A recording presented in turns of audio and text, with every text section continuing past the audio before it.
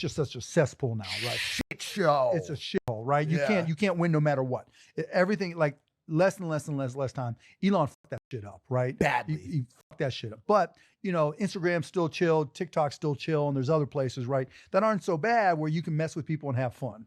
But you just can't do it on Twitter. This X conversation is important because, as the conversation around like real radical free speech continues to like carry on here, I mean, that's kind of what you have there. What's going on, everyone? It's also getting here today. We just saw Mark Cuban have a full-on meltdown, in my view anyway, that he's mad that X has become an echo chamber. But I honestly believe that Twitter, when it was Twitter was an echo chamber because it censored opposing views merely because it was an opposing view. They categorize things that they disagree with or dissent that's expressed in an opposite view, no matter if it has evidence, no matter if it has a rational, objective view on things, they'll want to dismiss it or they want to, sanitize the content there. This was the whole point of the Twitter's misinformation board.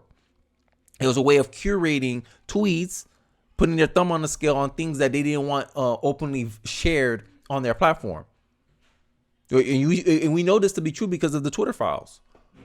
But here is Mark Cuban sitting there, Elon Musk messed that ish up. Because they don't want their ideas to be challenged.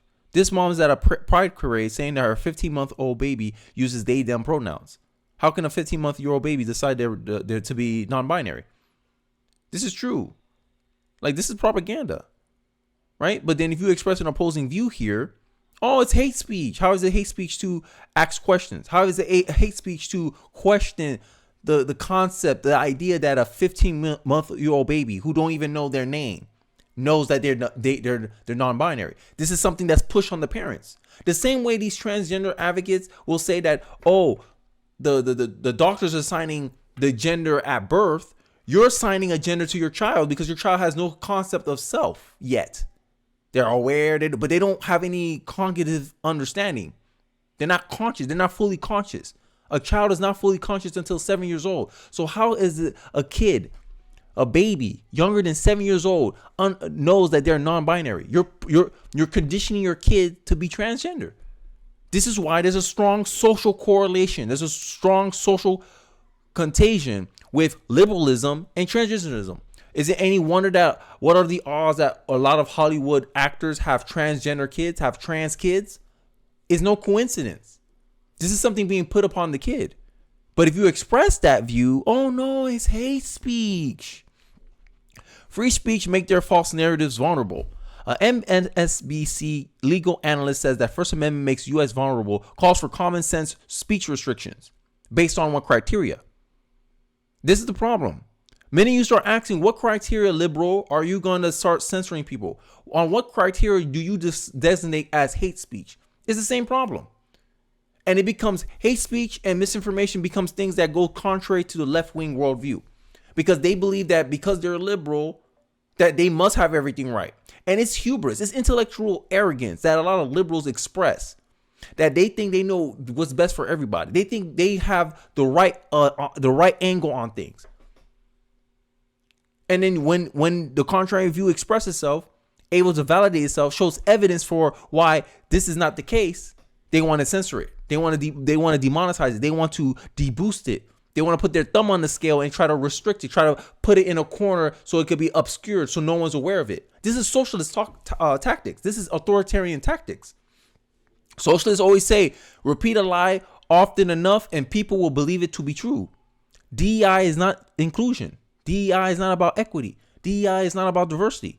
Because how can an all-black cast be diverse when it's only one race? You're only representing one race. How is that diversity?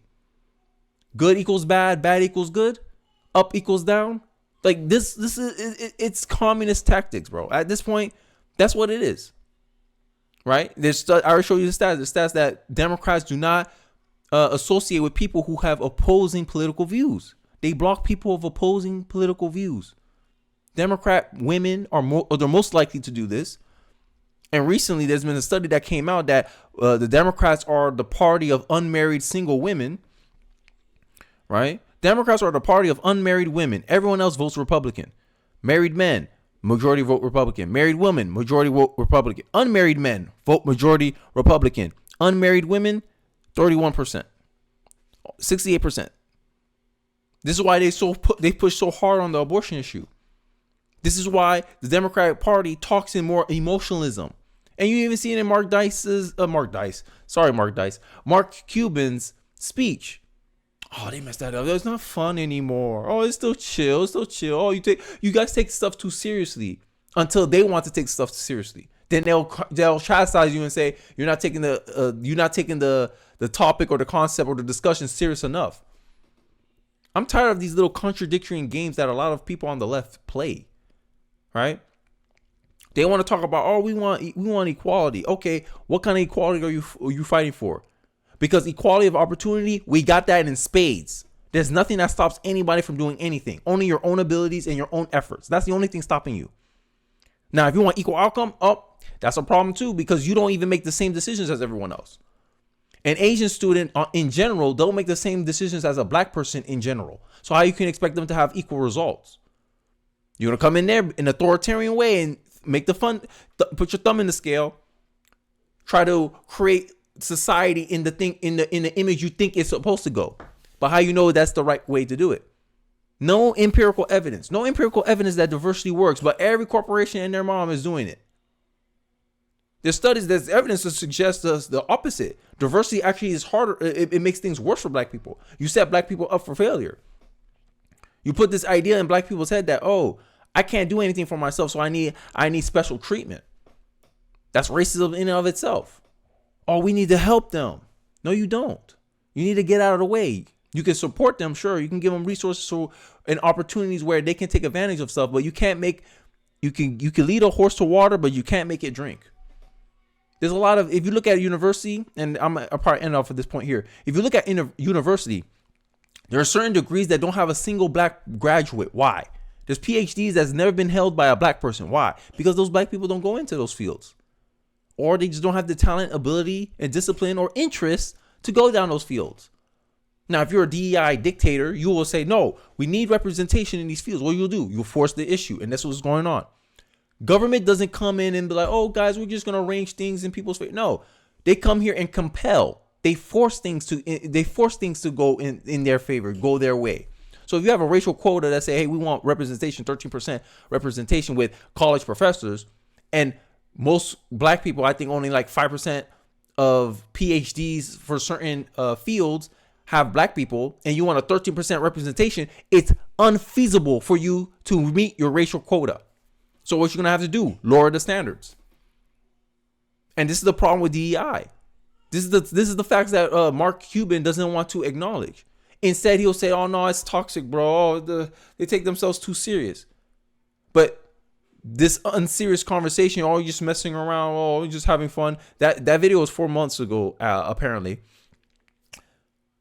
This is what you're trying to force society to go down this direction. At least have some evidence. At least have some proof or some rationale or some benefit for the society for us to go down this way. No, all this meant is to show how virtuous liberals are.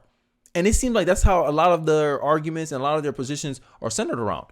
Speech. Oh, we need to restrict. We need common sense speech restrictions. This is why they're scared of free speech.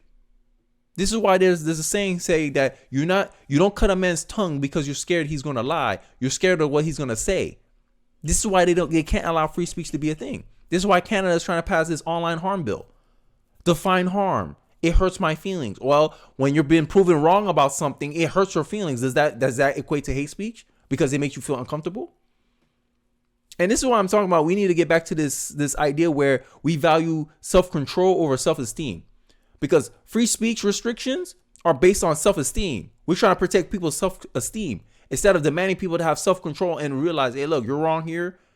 I know you feel bad. I know you feel hurt. I know your ego's bruised, but you're better for it. You'll learn from this and you'll be better, and our society will be better for it. Not everyone can be rich. That's the reality. Only the best can be rich. Only the best can be successful. And we're all benefit from it.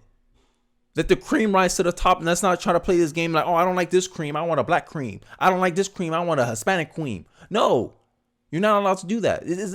It's this almost this idea that liberals think they know what's best, and I think that's the arrogance that I'm talking about when left wing people start talking or speaking about certain things.